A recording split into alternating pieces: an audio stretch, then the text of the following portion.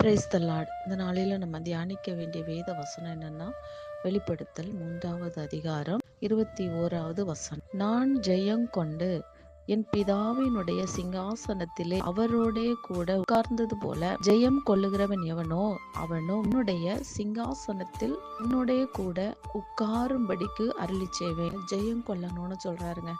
இன்னைக்கு எல்லா இடத்துல சத்துருடைய போராட்டம் மிகவும் அதிகமாக இருக்கிறது. குறிப்பாக ஆண்டவருடைய பிள்ளைகளுக்கு, அதாவது கிறிஸ்துவை முழுமையாக ஏற்றுக்கொண்ட ஒவ்வொருவருக்கும் பாடுகள் உண்டு. பாடுகளின் வழியாக தான் நம்ம பரலோக ராஜ்யத்தை சுதந்திரிக்க முடியும்.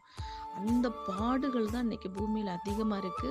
கிறிஸ்துவை உண்மையாய் அறிந்தவர்களுக்கு அவர்கள் ஜெயம் கொள்ளுவார்கள் சொல்லப்பட்டிருக்குது. இந்த பாடுகள் சில காலங்கள் தான். ஆனா பரமபிதாவாகிய பரிசுத்த ஆவியானவரோடு சிங்காசனத்தில் வீற்றிருக்கும் நாள் வரும்பொழுது நம்ம ஜெயம் கொள்ளுகிறவர்களாய் நம்ம வீற்றிருப்போம். ஆமென்.